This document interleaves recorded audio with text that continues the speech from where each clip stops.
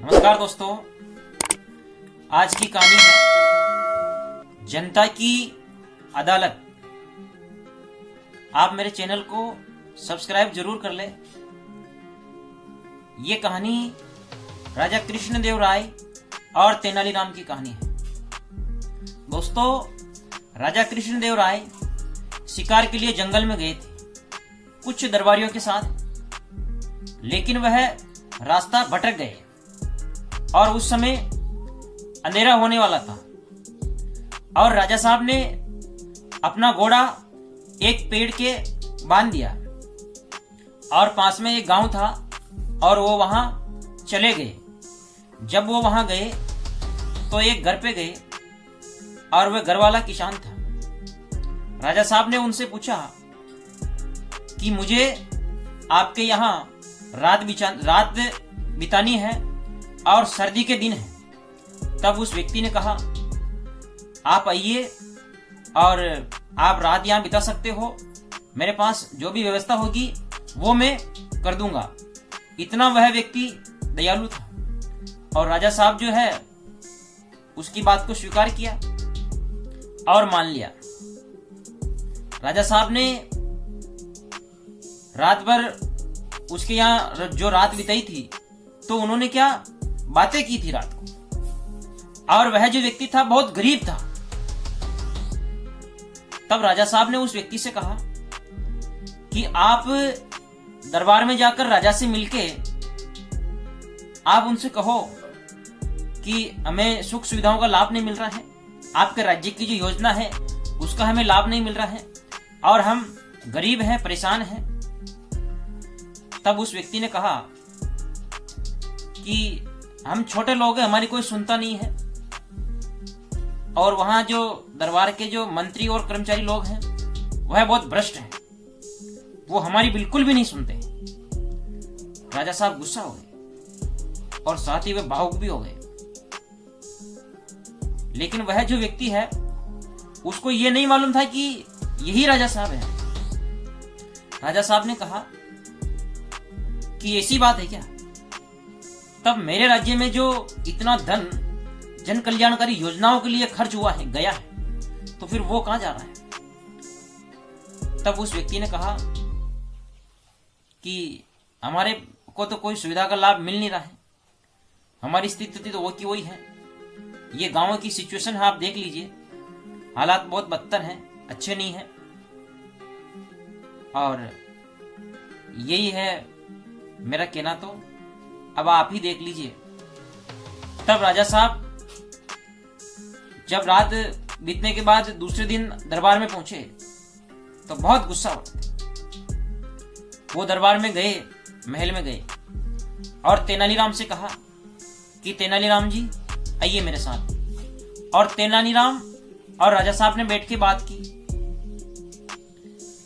और राजा साहब ने सारी कहानी तेनालीराम जी को बताई और कहा कि तेनालीराम, मेरी प्रजा, मेरी जनता बहुत दुखी है, परेशान है, वो गरीब है, उनके पास खाने के लिए अन्न नहीं है और ओढ़ने के लिए कंबल तक नहीं है। ये जो आसपास के जो गांव हैं, दूर दराज के जो गांव हैं, सब में हालात खराब है। मैं खुद जब वहां गया था तो मैंने देखा था तो मैं भावुक हो गया था। मैं सदैव प्रजा के लिए, उसके हित के लिए बहुत कुछ करता हूं, मैंने किसी चीज की कभी कोई कमी नहीं रखी। लेकिन तेनालीराम जी, ये सब क्या हो रहा है? तेनालीराम ने कहा कि महाराज, मैंने तो जैसा आपने निर्देश दिया और अधिकारी कर्मचारियों को मैंने कह दिया और वो जो अपने राज्य का धन है वो खुद खा रहे हैं, वो भ्रष्ट हैं, भ्रष्टाचारी हैं। तब महाराज ने कहा कि तेनालीराम जी, अब मुझे क्या करना चाहिए, आप ही मुझे बताइए। तब तेनालीराम ने बड़ी विनम्रता से कहा, जो शायद ही आज के जमाने में लागू होता होगा। तेनालीराम ने कहा कि महाराज, अब जनता दरबार में नहीं आएगी, आप जनता के बीच जाएंगे। तब राजा साहब ने कहा कि बहुत अच्छा सुझाव, मेरे विश्वास पात्र तेनालीराम जी, बहुत अच्छा सुझाव। और राजा ने मंत्रियों को, अधिकारियों को बुलाया और उनसे कहा कि मुझे कल से अब जनता के बीच जाना पड़ेगा, मुझे गांव-गांव घूमना पड़ेगा।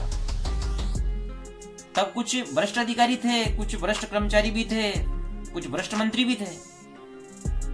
अब वो तिलमिलाने लगे, कुछ कहने लगे कि महाराज ऐसी क्या बात हो गई, हम बैठे हैं ना राज्य की सेवा के लिए। तब महाराज ने कहा कि जो पैसा मेरे यहां से गया है, क्या वो जनता के हित में लगा है?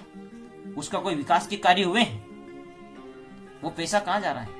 लोग दुखी है, परेशान हैं, जनता खुद कह रही है कि हमें राज्य की योजनाओं का लाभ नहीं मिल पा रहा है, तो वो पैसा कहां जा रहा है?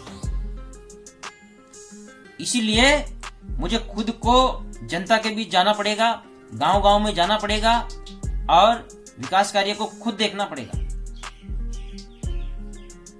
तब जो भ्रष्ट अधिकारी कर्मचारी थे, उन सबकी पोल खुल गई थी। जिसने भी भ्रष्टाचार किया था, राजा ने उनको बर्खास्त करके दूसरी नई नियुक्तियां की थी और जो भ्रष्ट थे उन सबको जेल में डाल दिया था और राजा साहब खुद जनता के दरबार में जाने लगे।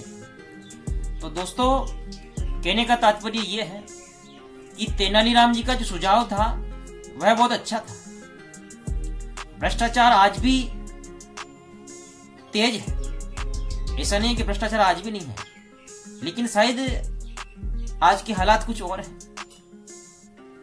अगर तेनालीराम जी की कही हुई बात आज भी स्वीकार ली जाती और राजा आज भी जनता के बीच में जाता, तो जनता जो है शासन की योजनाओं का अच्छे से लाभ ले पाती। तो दोस्तों, ये कहानी आपको कैसी लगी? ये छोटी सी कहानी है और बहुत कुछ इससे सीखने को मिलता है। ये कहानी आपको कैसी लगी? ये वीडियो आपको कैसा लगा?